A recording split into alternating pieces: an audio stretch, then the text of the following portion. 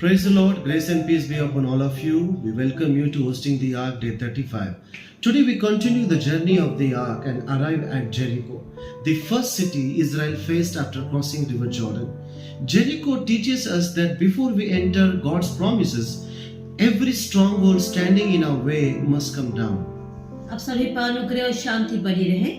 Hosting the arc दिन 35 में आपका स्वागत है। आज हम वाचक के संदूक की यात्रा में यरीहो पहुंचते हैं। यरदन नदी पार करने के बाद इस्राएल के सामने आने वाला ये पहला नगर था। यरीहो हमें सिखाता है कि परमेश्वर की प्रतिज्ञाओं में प्रवेश करने से पहले जीवन के हर गढ़ का गिरना आवश्यक है। Jericho was a heavily fortified city with massive walls. From a human perspective, it looked impossible to conquer, but God does not work according to human limitations. He works through faith and obedience. यरीहो एक मजबूत और ऊंची दीवारों वाला नगर था। मनुष्य की दृष्टि से उसे जीतना असंभव था, लेकिन परमेश्वर मनुष्य की सीमाओं के अनुसार कार्य नहीं करता।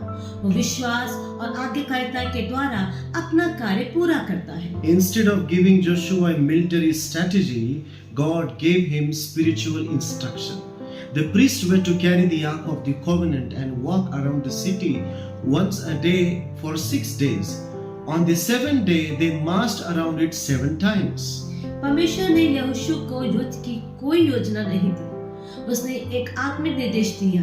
याजकों को वाचा का संदूक उठाकर 6 दिनों तक प्रतिदिन एक बार नगर की परिक्रमा करनी थी और 7वें दिन 7 बार। The ark remained at the center of the procession.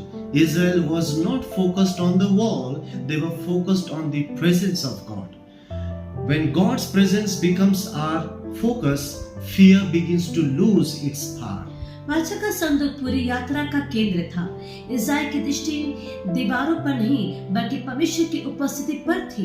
जब हमारा ध्यान भी प्रभु की उपस्थिति पर रहता है, तब भय और बाधाएं अपना प्रभाव खो देती हैं। And on the 7th day, the priest blew the trumpet. The people shouted, and the walls of Jericho fell. The victory did not come because of human strength; it came because Israel trusted God and obeyed God. 7वें दिन याजकों ने नरसिंगी फूंकी और लोगों ने जय जयकार की और यरीहो की दीवारें गिर पड़ी। ये विजय मनुष्य की शक्ति से नहीं बल्कि परमेश्वर पर विश्वास और उसकी आज्ञाकारिता से मिली। Jericho represents the strongholds we all face. They may be fear, discouragement, sickness, broken relationships, financial pressures, or habits that seem impossible to overcome. But no wall is stronger than the presence of God. यरीहो हमारे जीवन के उन गढ़ों का प्रतीक है जो हमें रोकते हैं। ये भय, निराशा, बीमारी, टूटे हुए संबंध, आर्थिक कठिनाइयां या कोई भी आत्मिक बाधा हो सकती है, लेकिन परमेश्वर की उपस्थिति से बड़ा कोई गढ़ नहीं है। In the book of Hebrews chapter 11:30 says, "By faith the walls of Jericho fell down." Faith obeys God even before the miracle is visible. Sometimes God asks us to keep walking, trusting that He is already working. इब्रानियों 11:30 कहता है, विश्वास ही से यरीहो की शहर पनाह गिर गई। विश्वास चमत्कार दिखाई देने से पहले ही परमेश्वर की आज्ञा मानता है।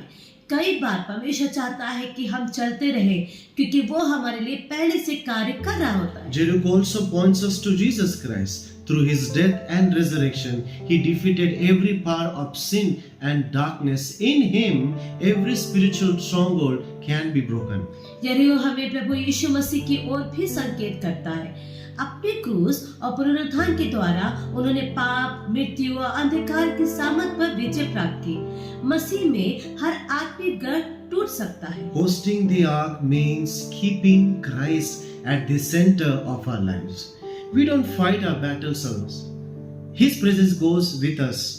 His word guides us and His power gives us victory. Hosting the ark का अर्थ है कि हम अपने जीवन का केंद्र प्रभु यीशु को बनाए रखें। हम अपनी लड़ाइयाँ अकेले नहीं लड़ते।